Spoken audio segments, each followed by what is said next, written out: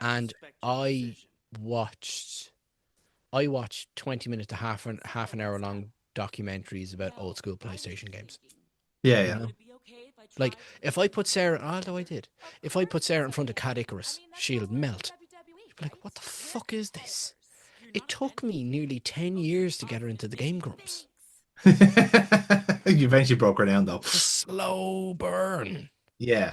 Like there's these, because it's like I prefer YouTube. I prefer single focused Mm. media content. I like there to be a main character, which wrestling doesn't really have at the moment because everything is so fragmented. I don't think could we agree, Jonathan, who's the best wrestler right now? Well, funny enough, it's funny you should say that because we would have been doing our top graphs thing on Graphs Watch at this point, and I would be kind of curious to see how we all kind of like, as it were, to use an allegory, who's the top of the good wall at the moment. Hmm. For me personally, and again, this is the problem with such a very subjective sport, and I think wrestling is the most subjective. Yeah, fucking My cast your line. literally the first name that comes to mind is Gunter. Yeah, That is the first person that comes to mind. But I can make an argument for Cody Rhodes.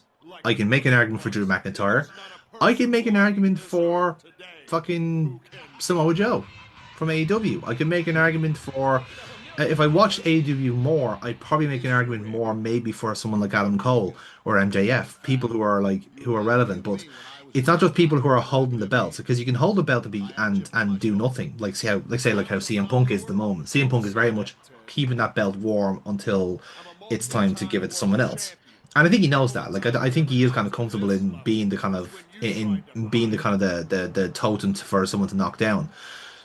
But that being said, like in this kind of top trumps quality, I would have Braun Breaker as more relevant than CM Punk because that's clearly the direction of travel. It's for me again. I'm at that point of my wrestling kind of like like knowledge and understanding of it all. Is that you can kind of see where like the end point is obvious, but what interests me is how they do it. Like what kind of like what obstacles and what stages did they get to where we are now at the point where Braun Breaker is the guy to beat, is the new star, is the new Rocket, is he the new star, or does he have to wait until Cody moves on? All these questions and more. yeah. And again, that's me just kind of like almost like putting on a journalistic hat and going like and being the content creator and saying, well, these things are interesting talking points and discussion points. As a wrestling fan, Gunter is my guy because he is legitimately the closest thing to my like ideal level of wrestling. I want Gunter, I want Drew McIntyre, I want Sheamus, I want Pete Dunne, I want Jordan Devlin, I want like people to fucking hit each other. But to do it in a sensible manner, that doesn't mean that they're gonna be like my ideal wrestler is somewhere in the middle between the overly sterilized, overly corporate, commercialized WWE and the unnecessarily bloody and risky AEW. My Yeah, wrestler is somewhere in the middle of that. yeah. And and you could say probably New Japan is probably the middle of that as well. But then also they're like fucking wrestling for 40 minutes, causing people to weep in the crowds for no reason. Just like there's something in that kind of Bermuda Triangle that like that wrestler is there, and I think Gunther is the closest to that. Even in yeah, but see, he stands on his own Mm, as well. There's nothing in like there's nothing in that. There's nothing mm, in that because no one's pulling in the same direction. Gunther's kind of out on his fucking own. Everyone's an obelisk. yeah. Everyone is a buoy, a signal of being too far out in deep water that we can't but climb onto a Gunther. Mm, Going, please, please, you're the only bit of purchase I have left. yeah. And that's no, he is fucking brilliant, but comparatively, he's no fucking Stone Cold. He's no No. triple. Would you even argue he's no Triple H? He's no Undertaker. There's is Gunther selling out arenas? No. Is Gunther, you know, taking pushing the fucking needle? No. No, well, we It's we said this before though. In events like wrestlers are not selling out event anymore. The event is selling out the event. It's the idea of like, oh, holy shit, WWE are in my town. My town has the privilege of hosting Monday Night Raw. I am now more obliged to spend my fucking mortgage on getting a ticket, and that's the that sure like even that that's are. the direction of travel I don't like. Yeah, well, look, we're teetering on recession as is. Hmm. Times is what times is, and Yeah. entertainment is always going to take the hit when you can't get your ass in the seat if you can't fucking pay for your shopping. So, Exactly. Yeah. um, Which and also, that's which also makes me like really worried that like essentially entertainment is going to be for the billionaires only because the working classes can't afford to go to it. And it's with the previous recession, it was the other way around. Where like, oh shit, we better make things stupidly affordable so we can get this economy moving again. Whereas there's more of a billionaire class than there was beforehand. So the billionaires are going to take that spot instead and just spend the money on themselves and there's fuck your trickle down politics. what's the name of it? It's fucking is it banana ball? There's some weird not baseball variant, and I saw the owner Yeah. talking about it, and they're like, "We're just we don't give a fuck. Hmm. We're taking all the advertisements out the outfield, and our tickets are going to be 30 quid, Yeah. and everyone's going to come. We're going to put on a great show for you, and we want to fill our fucking stadium. That's what Yeah. we want. We want to fill our stadium, and OTT's doing something very interesting. Is they're hitting the road. Yeah. They're doing local shows. Hmm. Uh, Dublin is no longer the main market. Yeah. It I is. think it hasn't been the main market for a while, or at least certainly not at the scale that OTT would like to do.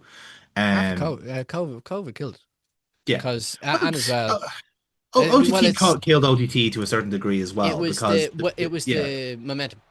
yeah, It's the same with WWE. If WWE stopped for a year, it would never get going again.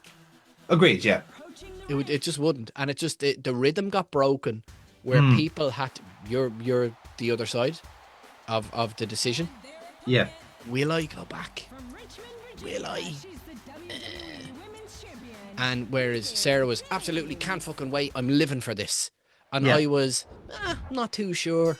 I have quandaries.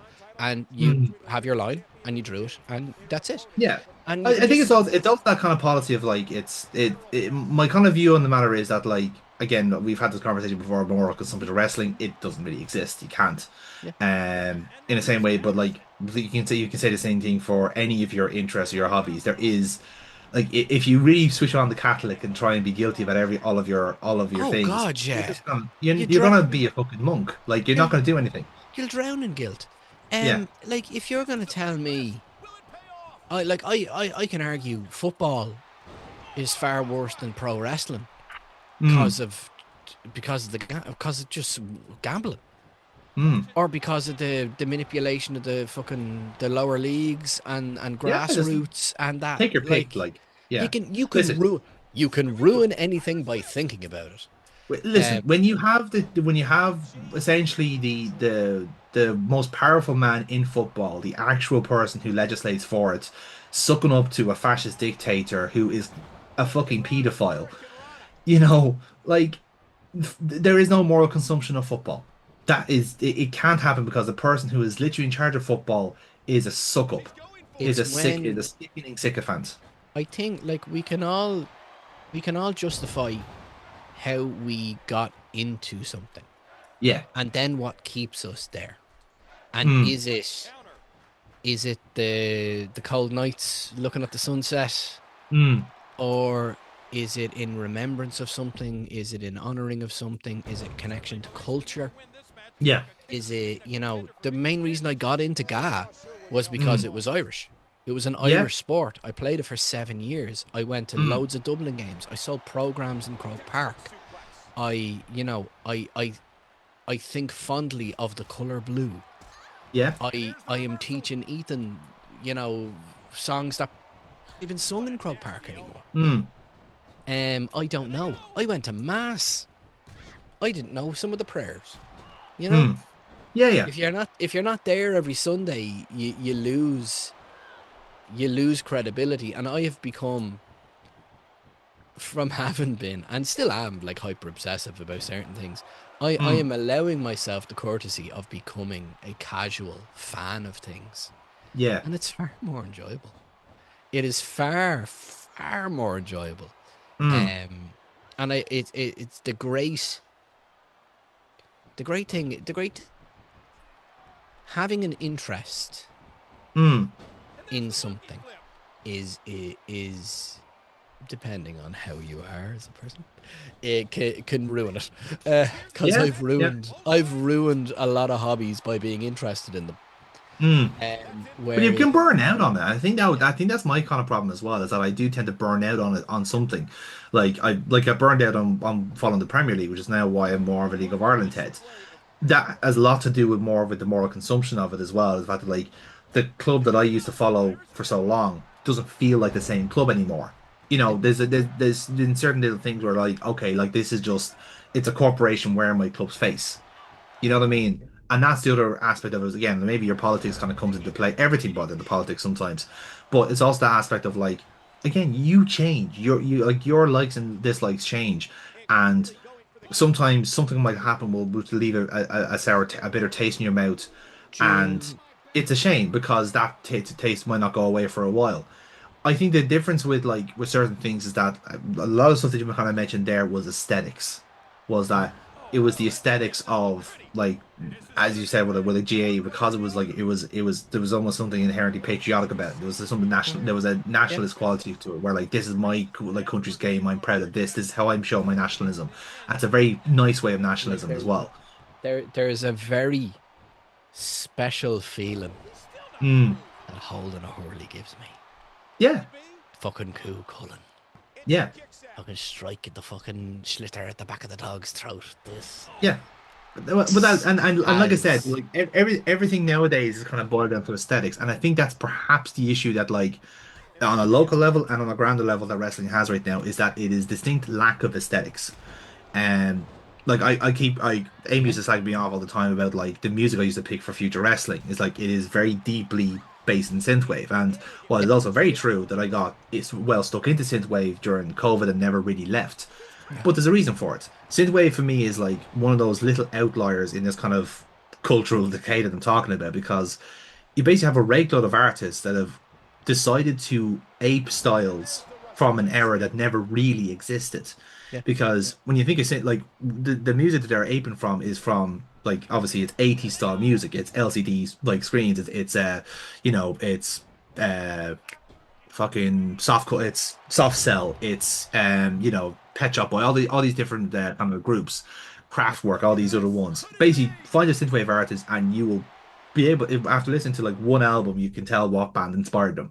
Like they are very they're facsimiles for all intents and purposes, but the music in of it, even of itself, what it's aping is like it's 80s aspirational music. It's something different. It's new. It's out there. It's the future. Like the 80s, like is the greatest lie ever told. Because the 80s is kind of perceived to be this kind of great aspirational kind of a decade because of its television and of its films. And because you have like such these incredible classics that like, have kind of have a bit of a bedrock of culture now.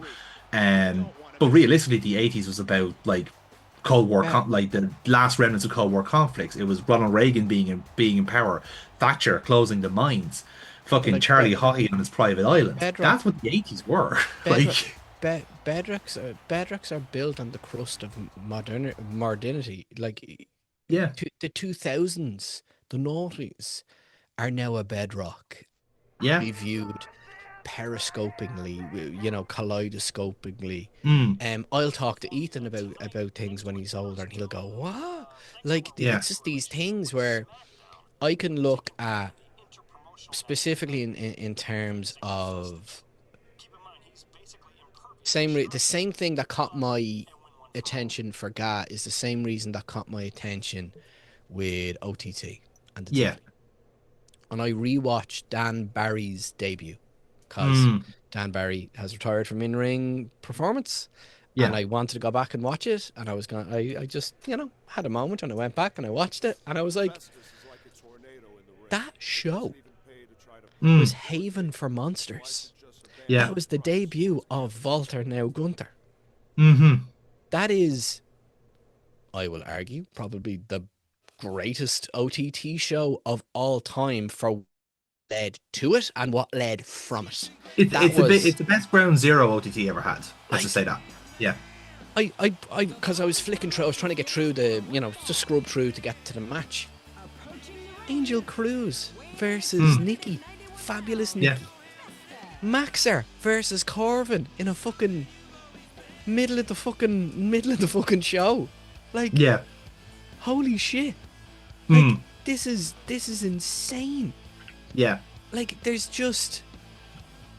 so much that was of that show, and then you get a debuting Dan Barry versus Be Cool with Angel Cruz and Team Prick ringside. Mm.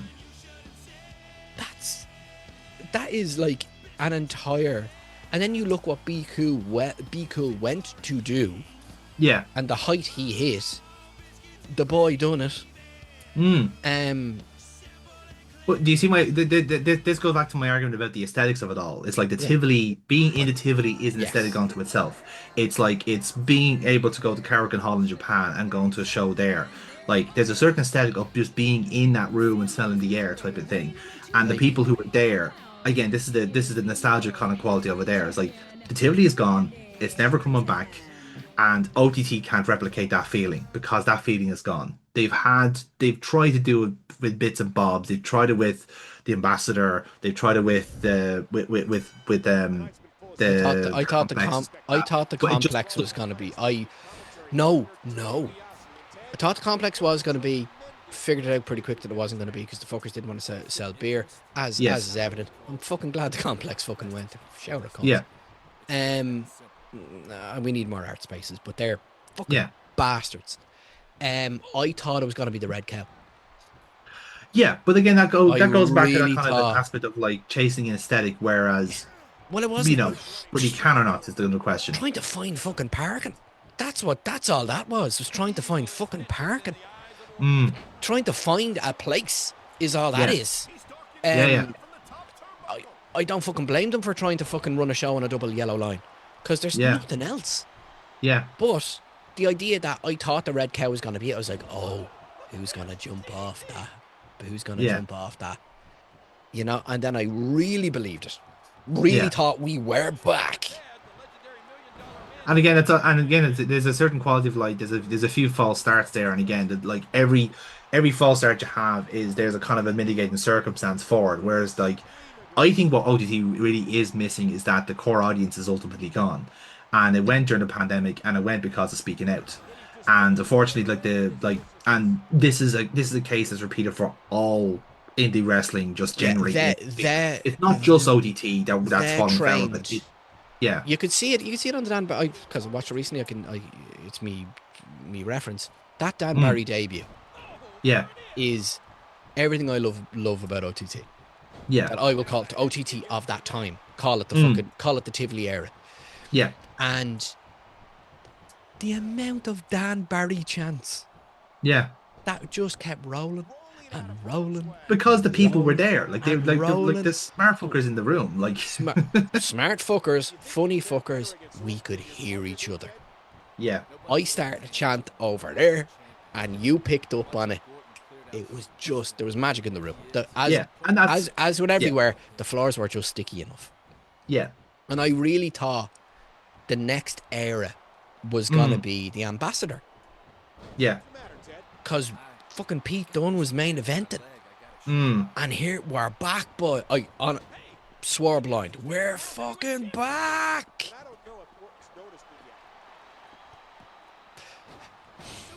yeah, Now, now the business model has changed, yes, and so clever, and I hope it works out. It just means I'm slightly alienated as a fan. They're doing local shows, mm, local town to town shows, yeah. It's gonna which is maximize. It's gonna make them more money, and it's gonna make it's ultimately like reverted OTT to rebuilding, a yeah. It's rebuilding. rebuilding, but it's also the fact that like the audience that OTT that are gonna have at those shows are not ones that are basically going to like to hold them to like, and this is gonna sound like very callous, but hold them to a higher standard. And what I mean by higher standard is the fact that like those people that are going to those kind of local shows there are there to see professional wrestling. They're not Yeah. necessarily there to see a ongoing kind of OTT kind of like product, if you like. Yeah. It is the house show aspect of it, where you're just going in to see who it is. And same way, like I'll use main stage wrestling as an example because main stage wrestling kind of had continuity. It was a semi-continuity, but you're going to see a wrestling show by made like for local by made by local people for local people type of thing. Um, and for that kind of aspect, that's fine. Like, cause it's essentially, but this is all like it's essentially fine for now. But it's also the local wrestling that OTT took the piss out of for years, saying, "Oh, we're done now. We're never going back now." It's like it's Yeah. kind of rich that you have to revert now because of Raffle, necessity. raffle, raffle. Yeah, but that's the thing. But like, the reason why they're doing that is because ultimately the lads in charge, i.e. Joker Bray and stuff like that, are so fucking tired of having to keep up with the travails of modern independent wrestling, where you have like a moral obligation to not book A, B, C, or D. You have have feel all these kind of questions with fans who have the temerity to be like like precocious with their money because they don't want to give it to shitheads. They don't want to give it to A, B, C, or D.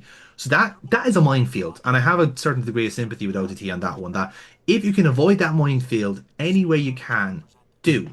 So if you can do local shows and you can do tours and you can like have that added bonus of like all this new crop of talent that you're gonna make in your image, Hmm. and you can give them as many reputations as possible, that's a fucking no-brainer. I would do that as well because by the time that like I would have been involved, or not I've been involved, but if I was going with OTT and I've been getting hit with all these arrows for so long, Hmm. I'd probably feel the fucking same way. I'd still feel disenfranchised.